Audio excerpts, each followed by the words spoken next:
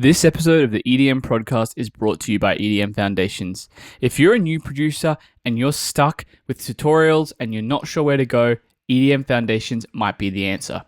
We've had over 4,800 producers join and level up their foundational skills by practically making 4 pro-level tracks rather than learning a bunch of theory and concept. So if you want to stop wasting time and nail your music, head to edmprod.com/EDM-foundations. That's edmprod.com/EDM-foundations.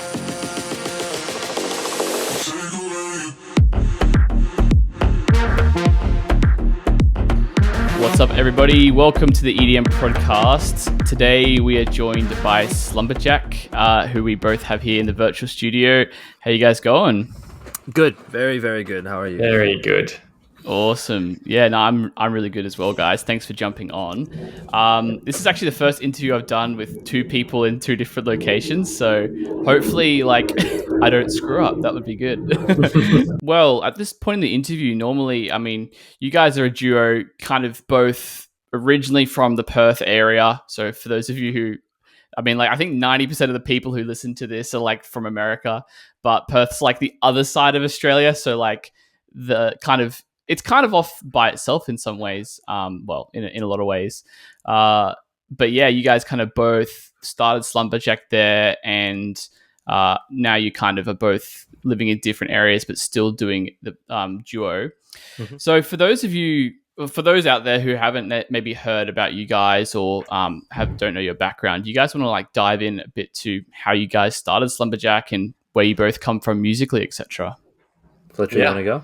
Yeah, for sure. So Morgan we've both been doing music for, a long time, dabbling with, I started doing electronic music stuff when I was 10, 11. I've always been fascinated with computers and computer games and just being able to do things on computers. So naturally, I wanted to try and make music on computers. There was this science museum in Perth, which I used to go to every weekend. And part of that, they had a music studio room, and there was this software called Do Re Mix, where you could basically just drag little mini loops and make songs. And I think when I was 10 or something, I went and did a school holidays program there, and we made our own song and printed it to cassette tapes. And I was just so stoked that I had this thing that was a song that I'd made, and I could go home and play it on the home stereo system. And from then I was kind of hooked. Morgs and I connected years later because we both found this kind of obscure music making software called Sony Acid Music Studio, which is featured in this famous video of Rusko teaching you how to make dubstep from the 90s. I've seen that one. Yeah, such a good one. So we both kind of messed around with that, and we actually eventually met in 2013. After we'd both won separate years of a DJ competition in Perth called Limelight DJ competition. And we decided, you know what, we should just get together, make some music. I was kind of just messing around with music on my own project, it was dubsteppy, glitch hoppy kind of stuff. Morgs was basically just getting into electronic music and producing, not really knowing how to produce, but coming from more of a classical music instrumentalist background. Awesome. And then we kind of got, interested in this new wave of future bass that was being pioneered by guys like Flume and Wave Racer at the time, and just kind of drilled into that. And I think we got really lucky with the timing of that because we were, just sort of starting to make that music as it was becoming popular. Yeah. And rode that wave, into what the Australian scene is now. Yeah, that's true. Because I remember one of my favorite tracks from you guys was Horace, which what year did that come out? 2014 maybe? 2014, yeah. The year after we started making music. Yeah, because that's still on one of my all-time favorites playlists. It comes up now and then, this is sick. And yeah, that was definitely around that time of when Flume and those kind of acts, especially Australian electronic music, seemed to be booming kind of internationally a bit more too, which was really cool. Yeah, that's awesome. I actually really want to quickly ask about Perth as well, because once again, for those of you out there who don't really know Australia, like Perth is kind of by itself, but it has a strangely kind of like for a small town, I guess, small city. Let's call it a small city. It has like a pretty good electronic music scene. In fact, I'd say like it's kind of a specific pool of sounds seem to kind of really take off there. Did that really help your guys' career kind of launch? Do you think that had a lot to do with it, or? Yeah, lots. I think there's a misconception with people going, to tell musicians or producers on a come up that you need to be in a big city. Yeah, and I think this is where Fletch said something about there's something to do with luck there. We were lucky to be based in Perth because it's not too small of a city for people to not tour in. It's still a place where a lot of artists come through, and us being pretty much one of the few electronic future-based producers at the time that lived here, we get to link up with basically all the artists that came through. So we got to, when we first started, we got to meet Mr. Carmack. I actually hosted a little party at my house, and Mr. Carmack came about and hung out, and that's where we sort of had that relationship. And then who else came? Like, we met Foreign Beggars when they came over for Stereosonic, and just a bunch of artists come, like What's So Not To, like we hang out. Now we still hang out till this day, So it's like, it's sort of like when you come to Perth, you ask yourself, like, whose studio can I go in and jam with? Like, you think about SLUMBERJACK. So we're lucky in that regard that our location allowed us to be friends with a lot of our peers in the music industry. And then on the musical side of things, I think because we are so isolated from the East Coast, or at least relatively isolated compared to other cities in Australia, we sort of had to make things ourselves and go about our own way. So there's another smaller microcosm that's happening in Australia. There was us. There was Hal's, Justin, and then there was also Sable, and then at the time Palace, who's now running Lab 6, the music production super school here.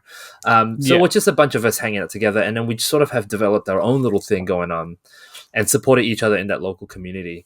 The sad thing is, like, ever since moving back from Los Angeles, I feel like that that feel is gone, or at least I hope it's starting off somewhere else, but like I don't really feel that smaller supportive community as much in Perth anymore, even when I speak to newer and upcoming producers as well.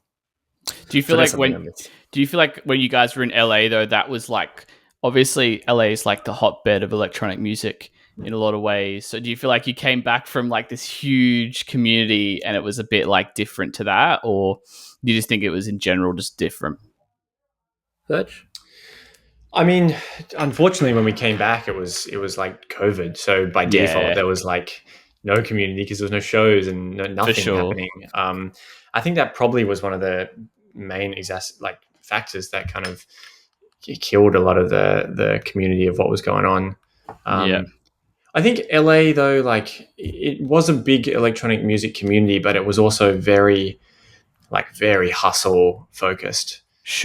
Which kind of, I feel, takes away from the community. It's like everyone's just like hustling so hard that it's like, it's like everyone's just kind of trying to do their thing and smash it out and bang, bang, bang. And at the same time, not doing anything, if that makes sense. Like, we're focusing so hard on hustling that they forget to actually hustle. Right. And we did the same thing, like it happened to us. We were not that productive musically when in LA. Right. We did some great stuff and had some great experiences, met amazing people. And of course it was an amazing base to tour the States from, which we did a lot of, but we didn't write that much music, and we didn't write that much great music. I think, when we came back from LA, we wrote the DICHOTOMY album in a year. Yeah. Right. So yeah, I think LA kind of feels like that place where you go to hang out and meet a lot of people for you to do work remotely when you're somewhere else. Yeah, like it's like a networking opportunity while you're there, but then when you go back into your there's too many parties in LA. We're serious when we say it. Like Monday night party, Tuesday. There is one. If you want one, you're a text message away, and you'll find one. And that was fun. And I'm sure it works for some people, but not for Fletcher and myself. Yeah. It kind of just it made me personally, it made me feel like I was not doing enough, because you hear about everything else that everyone else is doing. Yeah. But you're not doing. Some guy will be like, "Yo, I'm a stuntman, man. Like I used to work for Jackie Chan," and I'm like, "Whoa, why am I not a stuntman?" And then the other guy goes like, "Yo, I'm like a pyrotechnics guy for this live show that we're doing," and I was like, "Why am I not?" But you're not doing that. You're a musician. You see. Yeah. So you kind of feel like it's always what you always think about the stuff that you're not doing, but it's not true. Yeah, wow. That's interesting. I guess, that's where people move to get success. So it's like everyone there is going to be at least doing something that sounds cool. That's a very interesting dynamic. Yeah. Yeah. And you mentioned the album Dichotomy, which we will definitely dive into a bit, because I'm curious. Did one thing I will mention about it, because I gave it a listen just before this interview. It's sick, without giving too much away for your release date. But do you feel like when you moved back to Australia from LA, did you feel fueled musically because of that lack of ability to do it there? And there's quite a lot of diverse sounding tunes on the album as well. So I feel was that this kind of thing that built up over time that you're we have to just write all these tunes now? Or how did that kind of all come about? Fletch? So we've always had in the back of our minds this idea that we're going to do an album. It's kind of it's a bucket list thing for an artist, right? Yeah, it's more like a personal goal thing as well. Yes, doing a bigger, wider body of work like that. And I think, you're right. All these kind of ideas and concepts which we had floating around, but never really been able to finish, because we didn't have this tool set, we didn't have the time, we didn't have the focus. Or the reason really to do it. Because when you're releasing singles, you release 3-4 singles a year. That's it. You can write more than 4 songs in a year. Yeah. But that's all you can release. So it was sort of we had a lot of content that we just didn't, what's the point of finishing this? It's not going to come out for 2 years. Whereas if we're doing an album, there's 12 tracks on the album, spoiler. Then, you've got the space to put all these things in. And then we've also got, a whole bunch of other tracks, spoiler, that we'll put out after the album as companion type projects. Or songs that didn't make it an album. Not that they're bad songs, they just didn't fit the story of the album. Yes, exactly that. That all these different crazy ideas that we were now we can finish it, now we can sit down and do it and focus on it and have a reason to finish them. That we did. Well, it's not that. That's also because the album is a longer body of work where we could do non-single tracks. Fletcher just saying that we can put up 4 songs, but they're not just 4 songs. They're 4 singles. They're 4 singles designed for a specific purpose, either the dance floor or radio, right? And then you have experimental works that sort of doesn't really fit in either of those worlds, but you still want to put it out because that's creatively where we're at.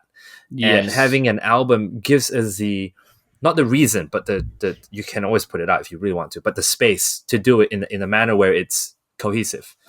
So having 12 tracks and looking at it as a bigger body of work, you can then include these cooler, weirder experimental tracks to sort of transition between maybe a clubby single into a club single, and the in-between tracks. That's the in-betweeners. I don't like calling them fillers. It's not a filler track. They create a specific point in the journey that wouldn't make sense necessarily by itself. It just and serves as a place where listening to 2 different styles, hence the name Dichotomy, won't make the listener feel like it's such an abrupt shift.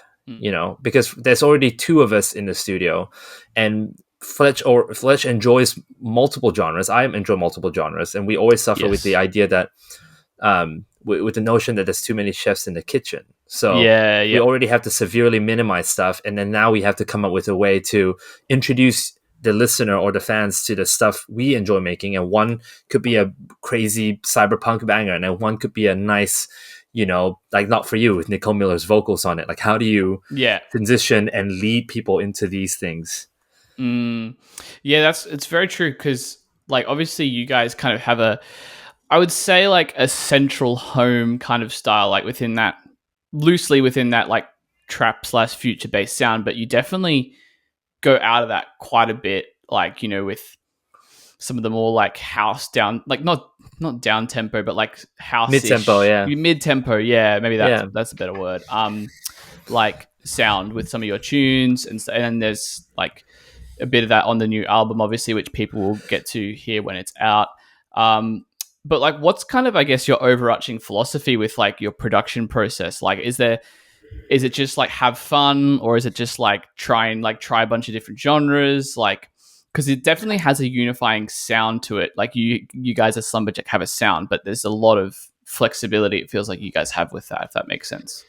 Yeah, I think for us it's a textural thing. Yeah. In terms of like, maybe not texture in the sense of like how you would normally think of I mean, texture is it's a physical word. It has no real meaning in sound. But if you try and map what texture in the real world would sound like, that's kind of how we imagine Slumberjack sound. Like the Slumberjack sound has a texture to it. Yes. So we try not to like categorize ourselves by a BPM, which is, I think, happens a lot. People say, "Oh, you're a house artist, you're a dubstep artist." We use drum and bass. I'd say we used to, Fletch. Yeah, those genres are kind of tied to tempos. Like house is 128, and drum and bass is 174, 170 to 174. Like, mid tempo is literally, it's in the name. Like it's 115, and then so we try not to say that, oh, we're an artist that makes this BPM, because that's just such a weird way to classify your music. Like you lock yourself to a tempo. Like there's so many different things that you could choose to latch onto other than a tempo. So we sort of choose this textural thing that it's like, okay, you can put a song like Poison, which is like 164 BPM, next to a song like, I don't know, Pain, which is 108 or something. Which is 108, and they both like, I think they both kind of sound like Slumberjack, and have that like feeling about the synths. Like it's an airiness, like maybe almost a little bit scratchy in the sound, is kind of how I imagine it. And I think another point for us to sort of touch upon is when Fletch and I are getting out of that idea phase and then developing a song fully. And I think that's the secret. And people ask what the secret is, to have a sound that people can recognize across all genres.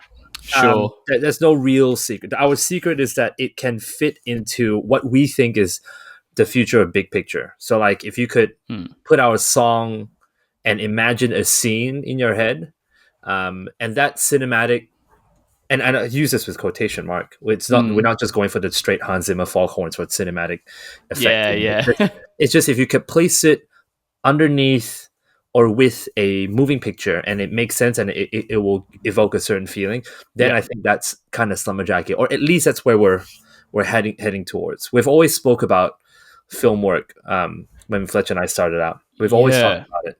And many times, I mean, if people follow us on Instagram, they'll always see when we're in the studio together. We tend to test out demos on scenes that are already, it's like you see it in Hollywood or cinemas.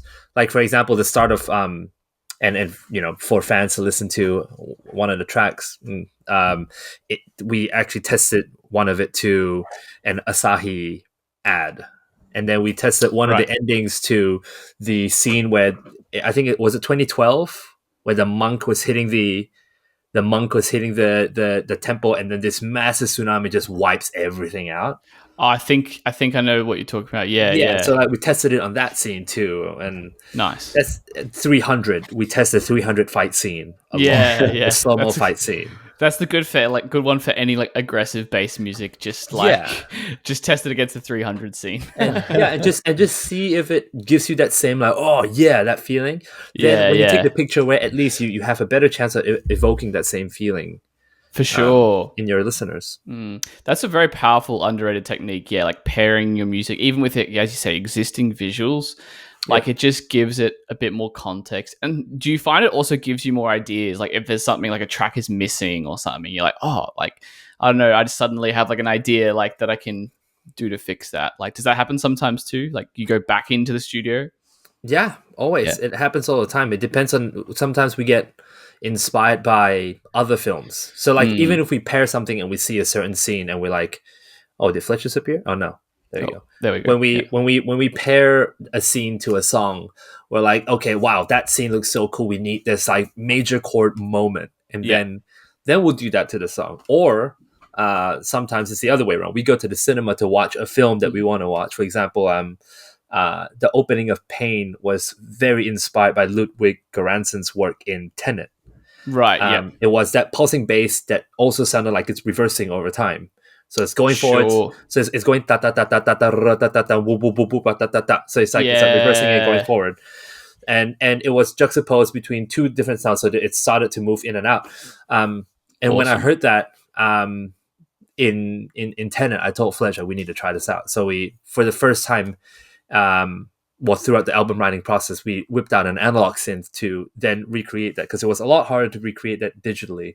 Sure. It's a lot easier to just move with your hands, and then the change in the pulse starts syncopating. It's right. Yeah. Immediately after that movie, I think a week later, that bass line was in. Yeah, that's cool.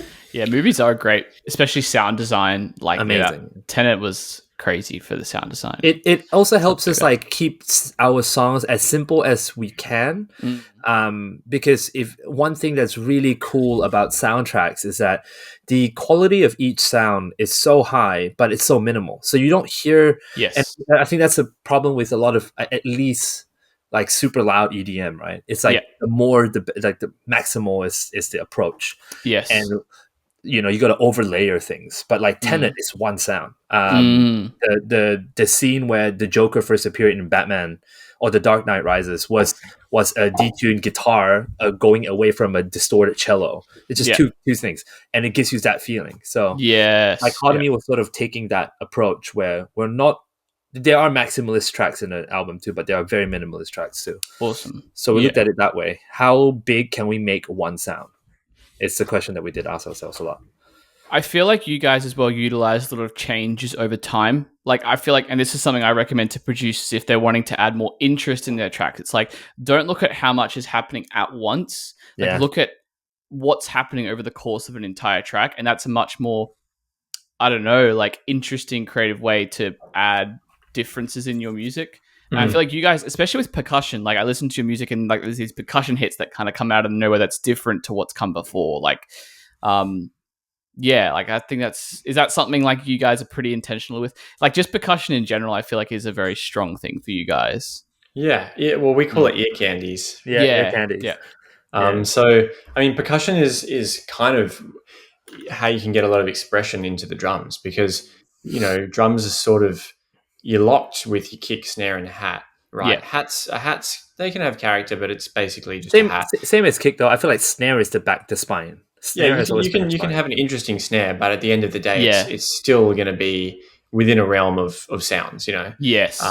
Whereas percussion is where you can sort of really add a lot of source and define, what a track is going to sound like. Are you going to have barky sticks and like more Indian dolak, you can have tribal sounds in percussions, or you can have very electronic sounds, or you can have jungle sounds, or you can really bring a lot of the character to a track through the percussions and variation. The key is just not to overdo it. And we spent a lot of time stripping back percussion tracks. Sometimes we have like 12, 15 different channels of different percussion, and it's like, do we need all these sounds? And it's funny because you mentioned Horus, because percussion plays a really important role in that. The percussion is the lead as well. Part of the like that plucky poppy sound is like part of the hook. Like that is actually that's my tongue. That was actually recorded. I remember telling Fletch it needs to sound like this, and he goes like, just record it then. I was like, what, seriously? I was like, we need to find this, and he's like, just record that. That's great. It's like one of the most iconic things about that track, I think. It's so much fun to do. It's true what you say though. Like, yeah, if you layer too much, it is a balancing act. I think each layer needs to have like purpose as well. Like I'm a drum. Yeah, I'm a drum and bass producer predominantly. So like I'll like put in like an old school break layer or something to like give it, because they have these characteristics, and I think you used one on that jungly tune. I can't remember which one that's coming out on the album. Yeah. But yeah, like they add a certain characteristic, but if you just put too many in, like none of them, you lose the character of like all of them.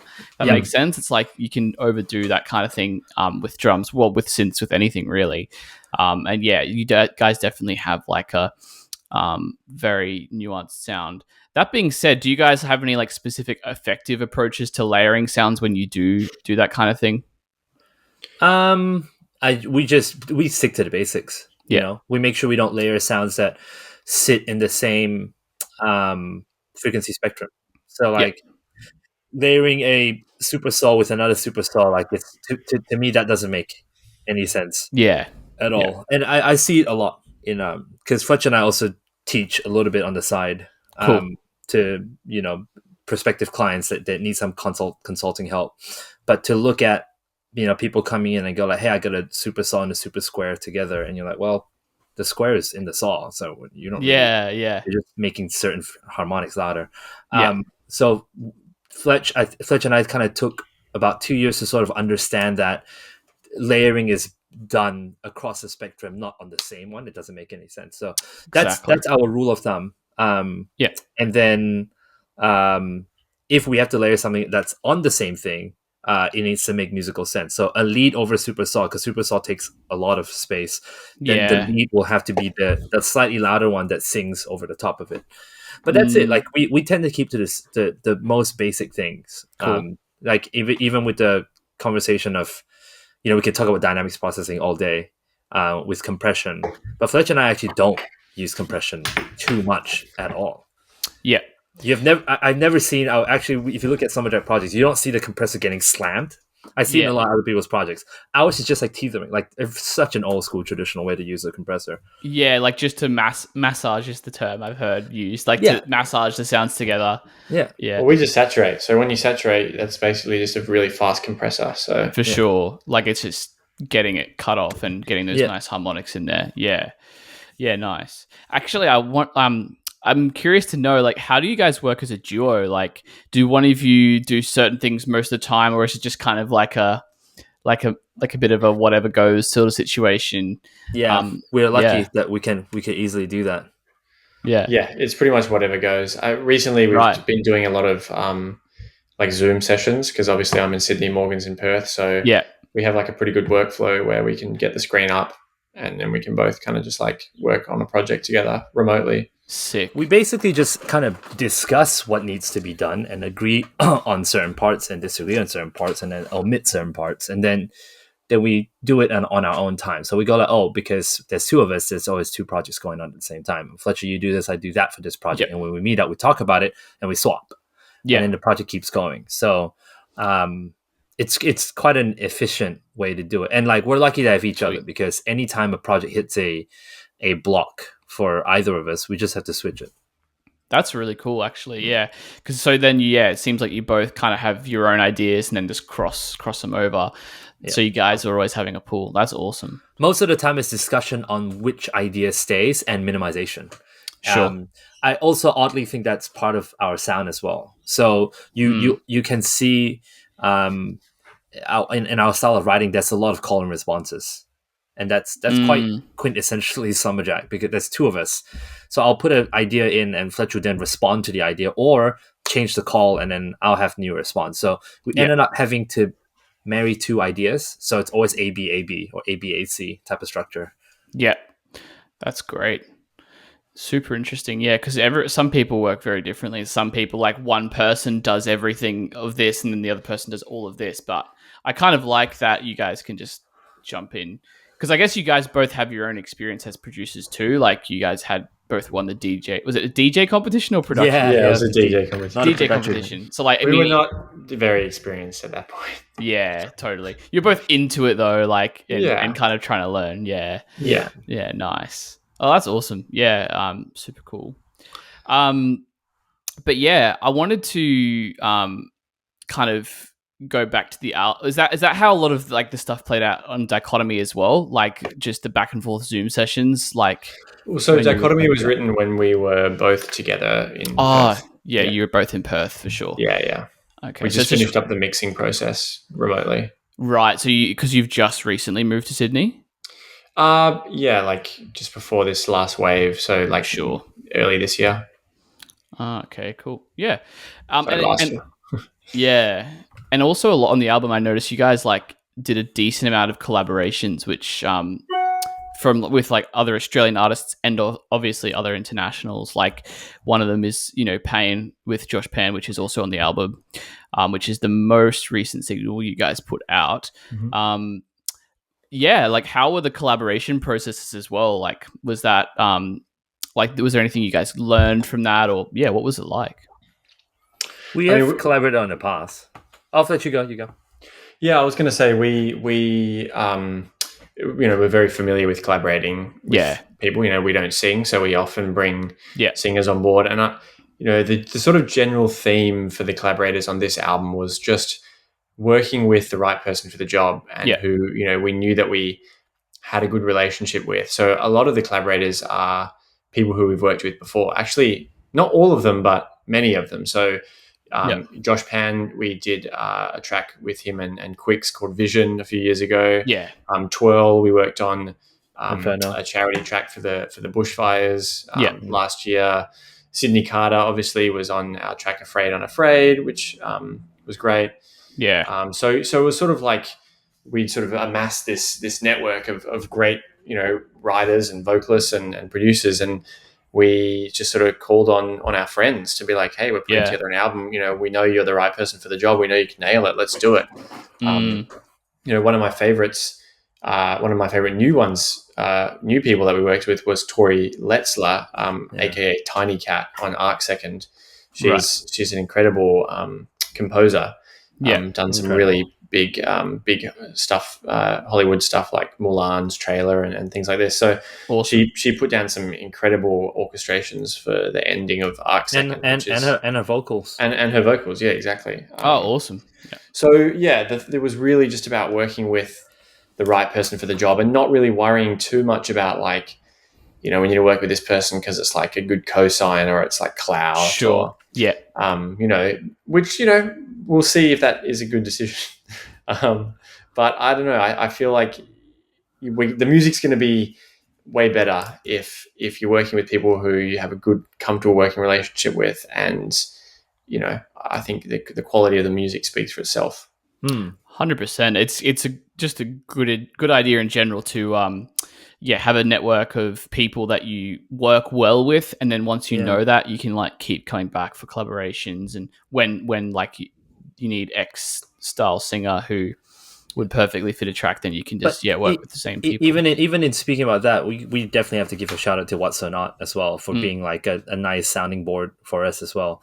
Cool. He's in the mix of doing his album. We're about to put up ours, and then in the same time, he was sort of living in Perth for about 3 months, and he was literally staying on my floor.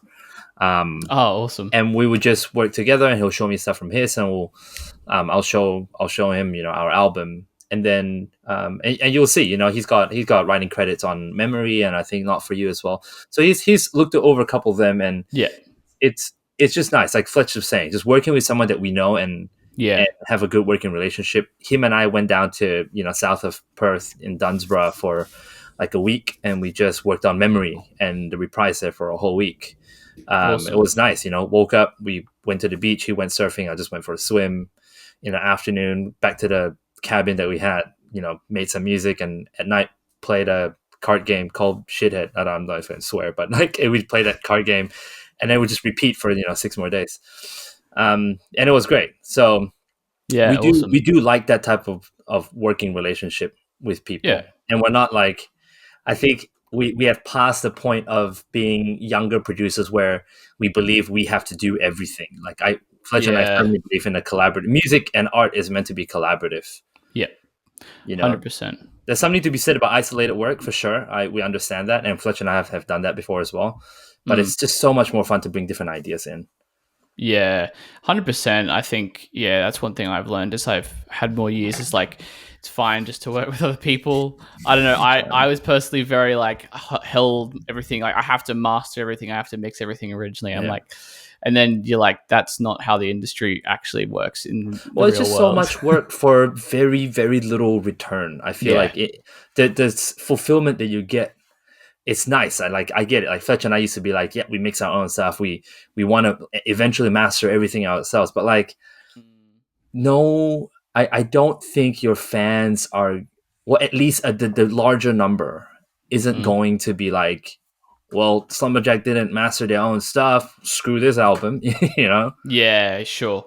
Yeah, exactly. Like no one's going to say that. Yeah. Yeah, exactly. No, it's good. Good to it also frees you up for the things that are important, like making interesting music at the end of the day. Exactly. Right? That's what we are. Yeah. Awesome, guys. So for those of you listening who want to keep an eye out for the album, it's coming out the end of this week when this episode is going to air. So it's going to be out on 28th January. I'll chuck the pre-order link in the show notes for this episode. Definitely worth checking out. I really enjoyed it. And off the back of the album, you guys are tentatively, depending on, the current state of things, planning a live tour. Do you want to dive into that a bit for us? Yeah, so we are very excited to be getting back on the road. Early this year, dates to be announced. So we've been having lots of discussions already about how the show is going to look and how we can really play off this concept of dichotomy and sort of bring that to the live stage. For anyone who's seen our live show before, it's always like a kind of unified musical and visual and lighting experience. So we spend a lot of time getting lighting programming just right, and the visuals obviously matching the music, because so it's kind of like a full visual audio experience rather than just being like music and a lighting show. Everything's like built from the ground up and integrated. We actually do all the visuals ourselves, just so we can have that level of control over like almost every sound has like a corresponding visual or a light or something which corresponds to it. So everything's tied in this really seamless way, which I think should be a lot of fun. It's going to be a lot of work. A lot of work to put it together, but I'm really excited to bring these new songs to crowds, because it's just been so long that we haven't. It's nuts though. It's scary. Like for this is I think the first tour proper. Like Fletch and I had to look at our entire discography and choose to omit 50% of it to not be played. Sure, because it's so much work to go into. Like you can't just chuck another song in the set. It's kind of like you have to prepare everything for that, right? Right, and also playing just the new stuff. Like the album itself is 12. Like we've actually got more songs than we can fit into a show at this point. Which is like, it's a nice position to be in. It's just like a greatest hits type of thing. Yeah, nice. Oh, that's exciting. And can you say whether like how far is the tour going? Can you say kind of what areas you're going in yet, or is it still a bit? Yeah, so we're going to try to hit the capital cities, right? Not capital, sorry, the main cities. Yeah, nice. We're going to try to hit the main cities of Australia for sure. Awesome. At least that's on the pending how everything goes. It's anxious enough as it is, And then hopefully, once this whole thing settles down, you'll be able to take it elsewhere as well as soon as that's possible, right? Mm-hmm. Yeah. Well, yeah, we've got plans. We've got some international dates locked in already, which is really exciting. Sweet. Awesome. Yeah, well, I suppose if anyone's interested in those, just keep an eye on your guys' socials, which will also be in the show notes for this. But yeah, I guess slowly bringing this to a close, wanted to ask, like, this is something we ask kind of everyone who comes on the show, and I think both of you can kind of chime in here because you may have different answers, but like obviously you guys have been producing for a while, you've got a fairly successful career now. It's kind of a trick question, but if you had a time machine and you could go back and change one thing that you guys did, what do you think that would be? I feel like I ask myself that a lot, but the answer keeps changing. Let me think about this. If we had a time machine, Buy all the crypto. Just quit music. Just live off crypto. No, not quit music, because that still be a passion. Exactly. Yeah. Exactly. Gee, if we could do one thing differently. Yeah, it's kind of a trick question, but it is. It's a tough, because I genuinely feel that like everything that we've done has led us to where we are now, and I'm really really happy with where we are now. Yeah. And I guess perhaps things would be different if we'd stayed in Australia, if we'd never gone to LA. Sure. But I don't know if that would be the right thing to do. I would definitely be interested to see what would have happened if we didn't. Yeah. And we just stayed in Australia and then sort of like done like tours over there rather than actually relocating everything. Maybe what about moving to Sydney earlier on too? That could have been different too. I think we made the right choice there. I think we made the right choice staying in Perth. Yeah. So it's hard. Yeah, genuinely, I actually think nothing.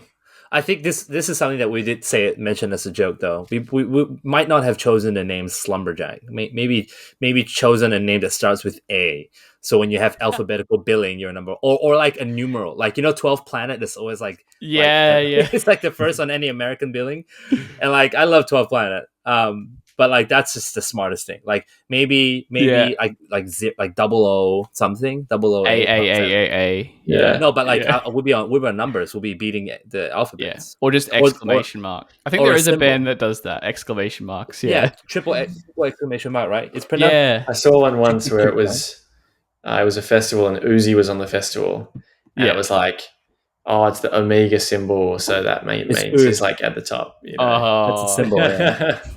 I was like, that's a cheeky move. We'll should put a $sign. Switch to like reverse alphabetic order as the new standard, just to like give all the Z. Give all the Z's at the chance, and then you'll be closer to the top. That's right. Yeah, Zeke beats up top. Yeah, well, I mean, the one part that I remember that I really I found really cool was I think Lollapalooza lineup. Yeah, I can't remember. Or was it Holy Shit? Slumberjack was right next to Skrillex because it's alphabetical. Cool. Nice. That felt good. Yeah. Not that we're in anywhere close to being on this tier. That's still cool though. That's awesome. It's like if you look for Skrillex, you'll see Slumberjack. So we kind of like thanks for that. Yeah. That's the other way. Just pick a name as close as possible to Skrillex, and then maybe you'll end up near him. Yeah. So I don't know. I don't know if Fletcher and I would change anything. We're pretty stoic about things like that. Totally. Pretty happy with where we are. So changing something might have a butterfly effect. That might change everything now.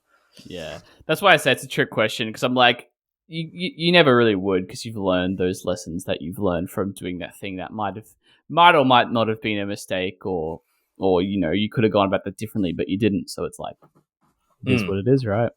But if I get to bring my experiences back, that might be a different story, right?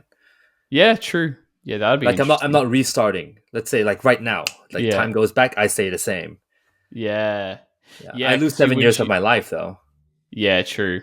Yeah, you have to you have all the knowledge you've got now, but then you have to like go through the process of doing it. Yeah, I think everyone would do that differently. It's also why I don't believe you can really reverse engineer anyone's success. It's like Skrillex blew up the way he blew up. You guys blew up the way you blew up. It's like you can't really I can't go and copy you guys. Yeah. No, you really can't. We have that conversation all the time. Like, how did this guy do it? Like, it's just so unique to the blueprint of that person's journey. And the time and the luck. It's not something, because that's probably the most common question is like, how do I get my music heard by people? Yeah. And I genuinely don't know the answer. Like if I was an artist starting out now, there were a few things I could do, maybe.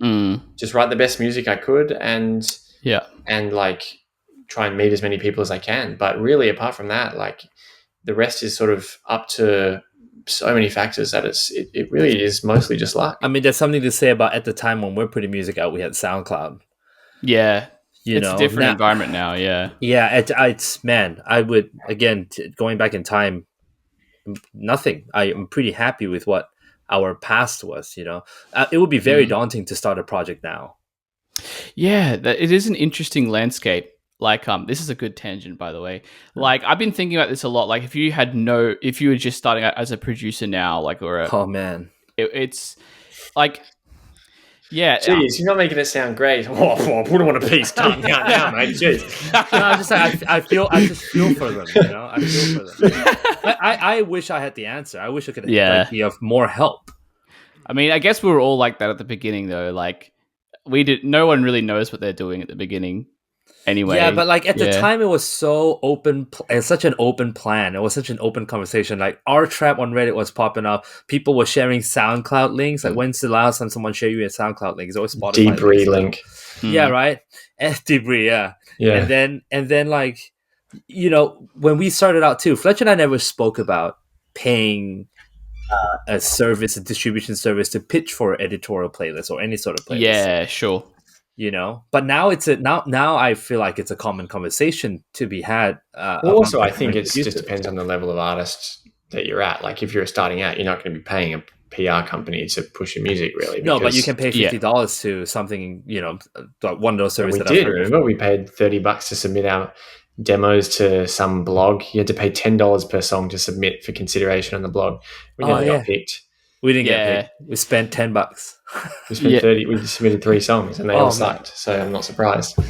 Yeah, that's all it comes down to, though. Is at the end of the day, is the quality of the music, and that speaks. I think quality is important, but in the landscape that we're in the moment, where there is so many people making this style of music because of ease of access to technology and tutorials and schools and things. Yeah, I think. Well, the two main things is, one is you have to have great quality music, but focus on the uniqueness. You know, make something stand out. Make something that is weird. You know? Yes, it doesn't have to be. Try and make good weird is basically the goal everyone should be having. Make it weird in a good way. Yeah, and even if it's not like even if it's not like doesn't sound like it's going to be a hit song, if it's weird enough, people will remember it, and that's kind of just as important. Yeah. And then the other thing is, I've forgotten. So that's the only tip you're getting today. Well, I think what Fletcher's saying is the idea of just being able to be spoken about to your mates. Yeah. That's just that's marketing, right? Or being remarkable, being able to speak to someone else about it. Yes. But like, making weird for the sake of being weird is not good. But I think what Fletcher's trying to say, the second tip is, let your weird come through. Like, your weird needs to come through. Yeah, versus like just making it because it is. Yeah. Yeah. And make it musical. People will talk about it. I think people remember that better. So the formula, if we can have one, is to have a nice, good song. If a song can be sang or played on the guitar and piano and sang out and already be memorable, you have a very good starting point.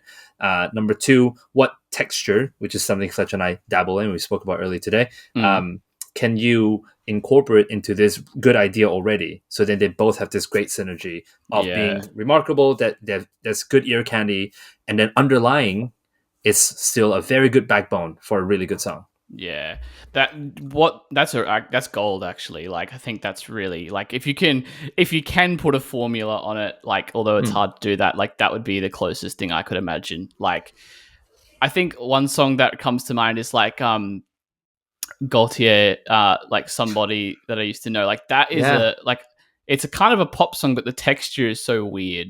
Like, and it worked so well. Like, back in the day when it came out, I remember it blew up. I'm like, this is I wasn't like a huge fan of it. I thought it was cool, but like, people loved it for some reason. And also because there's one other factor. It's that it's very simple. It's very simple. It's basically a nursery rhyme, right? What's that melody in there again? Bum bum bum bum bum bum. Yeah. Baba Black Sheep.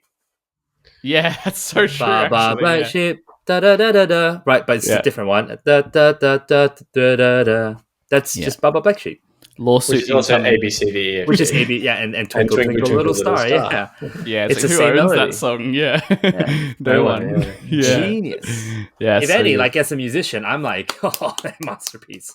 Yeah, that's a great thought, actually. Yeah, man. Nah. See, Porter Robinson had one too. That Do Re Mi La So Fa Ti Do. So true. On Nurture, just basic C major scale, moving up in polyrhythms. And just keep it simple. It's the key. That's awesome.